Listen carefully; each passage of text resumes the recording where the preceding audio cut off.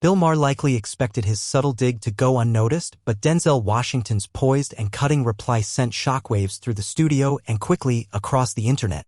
Inside the CBS television city dressing room in Los Angeles, the atmosphere felt more sterile than cold.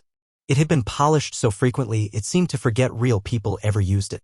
Denzel sat quietly, elbows settled on the chair's armrests, his phone dimly lit in his hand. A young assistant had just exited, reminding him he was 10 minutes away from going live on Real Time with Bill Maher. He inhaled deeply, not out of anxiety, but with purpose. This wasn't his first national appearance, yet something felt different about this one. Perhaps it was the phone call 2 days earlier from his communications director. The invitation had been framed as a conversation on polarization and civility, but the warning had been clear: there was a good chance it was a setup. Denzel hadn't replied immediately. He'd been through his share of panels, beginning with smiles and ending in veiled contempt. What stood out this time was the silence upon arrival. No one offered water. No one extended introductions. In the hallway earlier, he'd caught the sound of distant laughter, which abruptly ceased as he entered the green room. The lack of hospitality was confirmation enough. His assistant, Reese, peeked through the door. 2 minutes. Denzel rose, adjusted his crisp, dark blazer, elegant, understated, and faced the mirror. There was no room for weakness, not today. On the way to the stage, they passed a corridor lined with black and white portraits, faces of men once deemed icons. Suited men with loud opinions who'd never needed to soften their tone for fear of being branded angry on cable television. Reaching the stage, Denzel offered Maher a composed smile. Maher responded with a reserved nod and a half-gesture toward the guest chair, like he was holding in a private joke. The lights flared. The applause sign blinked. Theme music rolled. They were live. Maher leaned in with a smug grin. He introduced Denzel as an Academy Award winner, activist, and respected voice before adding a jab about letting emotion cloud judgment.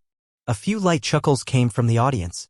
Denzel slightly tilted his head, not in confusion, but in thought. He crossed one leg, calmly folded his hands, and maintained a stoic expression. His reply was cool and deliberate. Maher pressed on. Why, he asked, do so many today feel the need to moralize everything? Denzel didn't respond immediately. He blinked slowly and nodded as if recognizing a trap long anticipated. His reply wasn't heated. It was surgical, cold, precise, and far more disarming than outrage. He leaned forward just enough to assert presence, his tone light but purposeful. He reframed moralizing as advocacy, amplifying unheard voices. Maher smirked, suggesting that passion often undermines productivity. He argued that today's discourse seemed more about viral moments than real results. The audience chuckled uncertainly. Denzel remained composed. His voice was steady. He pointed out how young black voices, especially when passionate, were too often dismissed as emotional or angry, while others acting similarly were seen as passionate. It was a double standard, he noted, impossible to ignore. Maher squirmed. He accused Denzel of turning the discussion into an issue of identity. He claimed the real concern was about effective methods, not personal background. Denzel remained calm. His response was unwavering. He made it clear identity and method are inseparable. If someone grows up watching their community overlooked, blamed, and deprived, how else would they sound when finally handed the microphone? Quiet? Polite? Tension grew. The room hushed, not from discomfort but anticipation. Maher raised a skeptical eyebrow. Wasn't that the issue, he asked? The microphone becoming a weapon, activism becoming theater? Denzel let out a brief chuckle, not from amusement, but at the predictability of the setup. Activism, he said, had always been performance. The difference now? New actors were reading the lines. And only now did people call it theater. A low murmur rose from the crowd. Some nodded. The camera lingered on Maher as he fumbled for his water. Attempting to redirect, Maher asked what was being done from a policy standpoint. Denzel's focus didn't waver.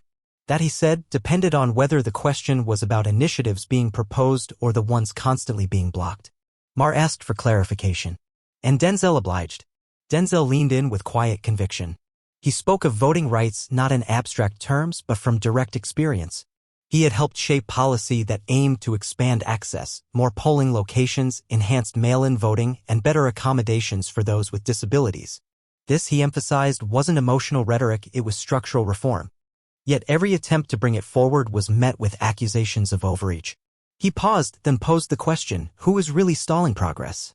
Maher gave a noncommittal shrug, suggesting the issue might be more complex. But Denzel held his ground. No theatrics. No volume raised. He stated it plainly, it was that simple.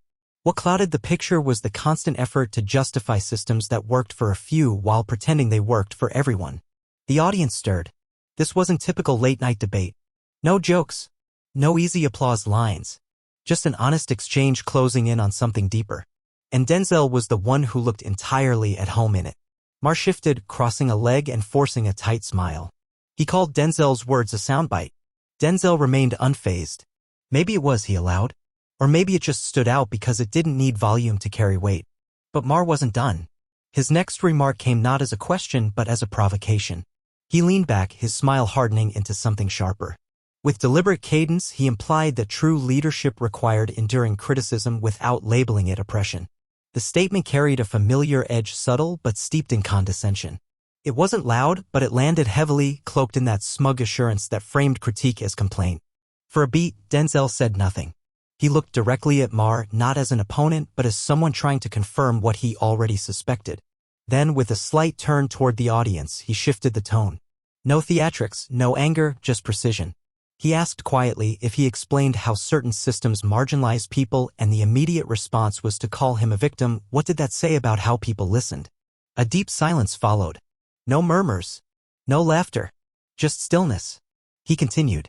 He wasn't claiming oppression simply because others disagreed. He was pointing out consistent patterns, ones that were too often dismissed the moment they were named. That wasn't debate, he said. That was deflection. The camera returned to Maher. His expression faltered, not drastically, but enough to register. In that moment, the balance of control shifted. Denzel pressed forward, voice unwavering. He acknowledged Maher's reputation for provocative honesty.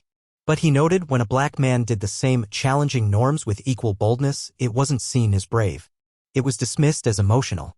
A few in the audience clapped. Then more joined. Half the room was applauding before Maher could recover. He raised his hand, trying to cool the reaction with a forced grin. Let's keep it civil, he said. Denzel turned back, calm and collected. He was civil, he said. He simply wasn't being small. That single sentence cut through the air like a blade. There was no heat in the delivery. It didn't need any. Its strength came from its clarity, the years of experience behind it, the restraint, the resolve. It wasn't just a reply. It was a correction. Even Maher couldn't twist that moment. He leaned back, let out a quick breath, half scoff, half surrender. He fumbled for his notes, fingers moving with slightly less certainty. The audience noticed. Not because they were cheering sides, but because, for once, the narrative wasn't dominated by irony or spectacle. It was a genuine clash of perspectives, and the quieter force was winning. Denzel didn't press further. He didn't have to. He adjusted his blazer and waited for what came next. But the real shift occurred after the show ended.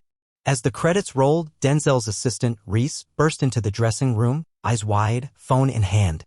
Denzel was trending, he said, breathless. Denzel raised an eyebrow, unclipping his microphone. Already? Number 2 on X and rising fast, Reese added. Denzel took the phone. His mentions were surging, clips, quotes, and looped moments flooding the screen. 15 seconds. Just one line echoing louder than any argument. I'm just not being small. The internet wasted no time. Denzel's moment had already become content, turned into GIFs, transformed into memes, edited with dramatic music, and emblazoned with bold white text beneath phrases like "say that again." He let out a slow, steady breath through his nose. They're going to twist it, he said. They already are, Reese confirmed. But you should see the comments. People are loving it. And they were. It wasn't confined to political circles or cable news forums. The reaction had spread everywhere. Back at the studio, no one came to offer closing remarks. No producer stopped by to say goodbye. There was no handshake, no wrap-up thanks. Just a quiet assistant saying, "You're clear," before vanishing down the hall. That suited Denzel just fine. He hadn't come looking for post-show debriefs. During the drive to the hotel, his phone lit up with a steady stream of messages. Friends, journalists, fellow actors, community leaders, and people from his hometown in Mount Vernon all reached out. Some messages carried pride. Others expressed astonishment. A few needed only one word, damn. Among them, one text stood apart, his mother's. "You were raised right. That man thought he had you figured out. He didn't." But the reaction wasn't just praise. As they stepped into the hotel elevator, headlines had already started appearing. Denzel Washington clashes with Bill Maher in on-air showdown. Denzel read it once, shook his head, then handed the phone back to Reese. "Clashes," he muttered. "Every time a black man draws a line, they call it a fight." Reese remained silent, pressing the elevator button and looking down. Upstairs, Denzel finally shed his shoes. The hotel room felt heavy in its silence, but familiar. He switched on the news. His own image filled the screen, speaking, but muted. A panel of pundits debated whether he had gone too far. One argued that this kind of tone alienated people. Another countered that Denzel had remained calm throughout, precise, not emotional. He didn't watch long. He muted the sound, rubbed the back of his neck, and reached for the remote. Just before turning off the screen, his phone buzzed again. Unknown number. DC area code. He let it ring twice, then answered. "This is Denzel." A measured male voice introduced himself. "Mr. Washington, this is Ed Ramos from CNN. We'd love to have you on tomorrow for a follow-up." Denzel paused. "I'll have my team get back to you," he replied, ending the call. Reese looked over. "You want me to say no?" Denzel leaned back, eyes on the city skyline. "Tell them we'll think about it." It was the truth. He wasn't afraid to speak again, but he wasn't in a rush to be tokenized or turned into a soundbite either. He wasn't avoiding the moment. He just refused to be defined by it. This wasn't about headlines. It was about something larger. Across social media, the conversation kept growing. People weren't just sharing clips. They were resonating with the sentiment. Stories surfaced from office workers, teachers, and parents, stories of being told to tone it down, smile more, speak less. Others shared how they were raising children to use their voices unapologetically.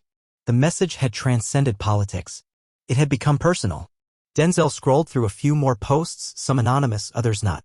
One photo struck him, a selfie of a high school student in Columbus, Ohio, holding a sticky note with his words written in bold black ink. "I'm not being small." But by morning, the tidal wave of attention had turned. The backlash arrived on cue. By 7 a.m., new headlines flooded in.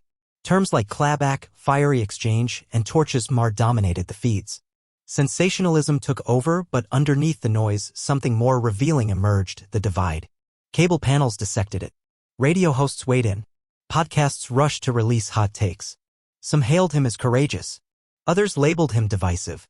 One conservative commentator mockingly described him as an activist in a tuxedo, as if elegance and conviction were mutually exclusive. Meanwhile, back home in Mount Vernon, Denzel sat at his kitchen counter, the scent of reheated coffee filling the air. The news played in the background, but he wasn't listening closely. He hadn't slept much, not from nerves but from awareness. He knew what came next. Across the table, Reese scanned his laptop. "There are at least 20 new interview requests," he said. "NPR, MSNBC, Independence. Even that guy from The Viewpoint wants in." "Skip him," Denzel said without hesitation. "Already did," Reese replied. Denzel gazed out the window, the early light casting soft shadows on the counter. Morning light began to filter through a veil of clouds, casting a gentle glow across the rooftops. The world felt still. Undisturbed. "Do they want to talk policy?" Denzel asked. Reese paused before answering. "Mostly, they want a reaction." Denzel nodded slightly. Of course they did. He understood how media worked, intimately, perhaps too well. What unsettled him wasn't the attention. It was the reduction of a meaningful moment, one built through interruption, dismissal, and quiet resistance, into something meme-worthy. A soundbite stripped of its soul. That afternoon, a call came from Capitol Hill. A staffer commended the spirit of Denzel's remarks, then quickly cautioned that the media rarely handles moments like this with care. The subtext was unmistakable: "You made people uncomfortable. Don't do it again." But Denzel wasn't shaken. He had stepped into that studio fully aware of the risks. What caught him off guard was the reaction from within his own ranks. A senior congressman, someone Denzel had once admired, sent a vague tweet invoking unity and decorum. No names were mentioned, but the implication was obvious. Meanwhile, moderate pundits chimed in, calling for restraint on both sides, as if calmly confronting bias was somehow equal to dismissive provocation. Still, Denzel said nothing. He didn't respond. No retweets, no impromptu live streams. His silence wasn't passive, it was intentional. Instead, he shifted focus inward. He met with his team, called up organizers he trusted, and spent time speaking with young actors in under-resourced arts programs. One young man's words stood out: "I felt seen." That was the part the headlines ignored. They didn't capture the control it took to remain calm. They missed the effort behind speaking plainly while under pressure, refusing to shout or lash out even when every instinct screamed to do so. People often overlooked the strength it took not to react. And yet, the way the moment had been flattened into a clapback, entertainment over essence, weighed on him. It wasn't a viral zinger. It was a quiet, measured act of dignity. Later that night, Denzel sat alone at his desk. The room was dim, lit only by the soft glow of his laptop. Emails, invitations, and interview requests waited in his inbox, but he ignored them. Instead, he opened a worn black notebook. In it, he wrote 5 words, not loud, just clear enough. Then he closed the book. He wasn't chasing a spotlight. He wasn't searching for validation. But he wasn't going to let others define the space he occupied or the way he chose to occupy it. That choice, to draw a line, would echo long after trending hashtags disappeared. A week passed. The digital wave moved on, consumed by new scandals, fresh gossip, and another viral outrage. Clips of Denzel's appearance still circulated, quietly, reverently, often shared with simple captions, "This is how you do it." The noise had faded. And that was fine by him. What lingered were the real conversations. The ones that followed after the screens dimmed. At a community event, a woman from his hometown, a school administrator in her 50s, pulled him aside. Her smile was warm but tinged with years of frustration. "I've sat through meetings where men talked over me for decades," she whispered. "You said what I never could." There was pride in her voice, but regret too. "I just wish I'd said it sooner." Then there was the voicemail from a retired pastor nearby. "I didn't agree with everything you said," he admitted. "But I respected how you said it. That's how grown folks talk. Keep speaking plain." These quiet truths stayed with Denzel. Not the applause, not the headlines. These were the moments that mattered. Because what happened on that stage wasn't about scoring points or putting someone in their place. It was about drawing a line, setting a new tone.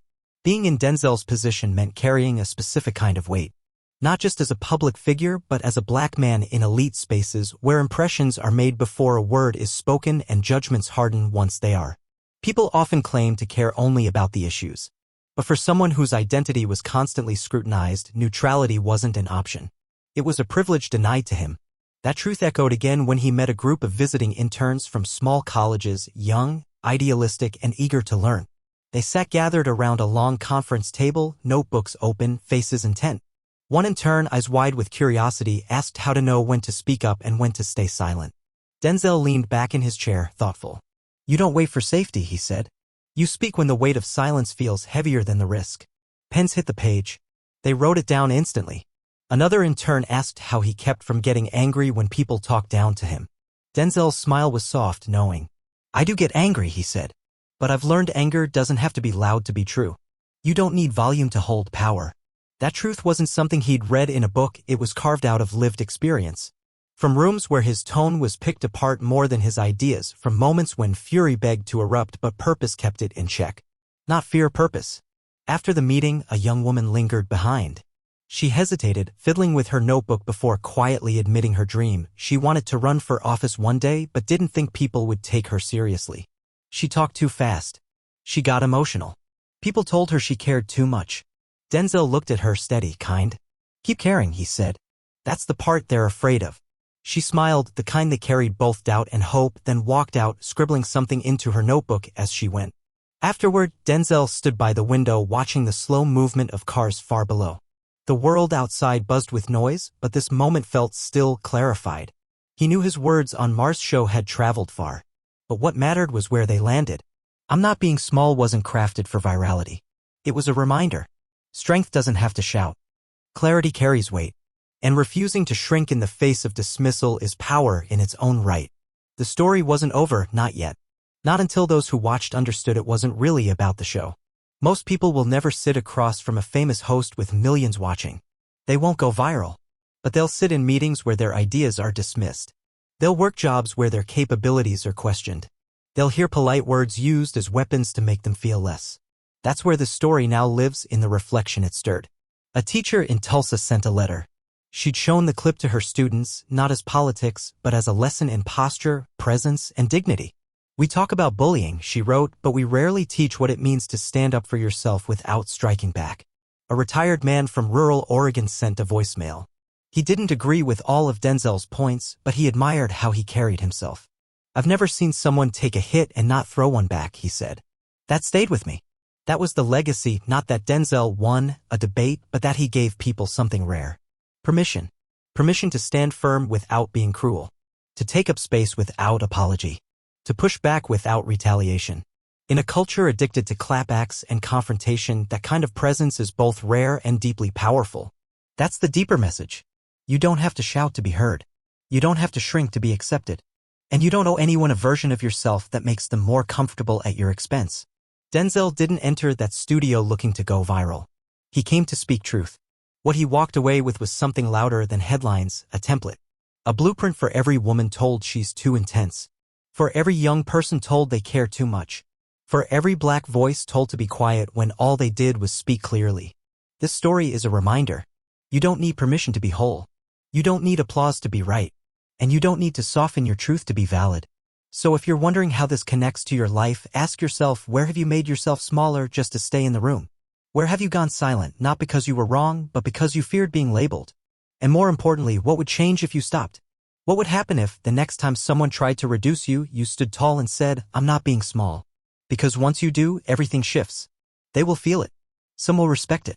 Others will resist it. But none will forget it. And neither will you. If this story meant something to you, pass it on. Share it with someone who needs the reminder. Speak the words aloud if you must. And subscribe, because here we tell stories that do more than inform. They reflect something real. Your voice matters exactly as it is.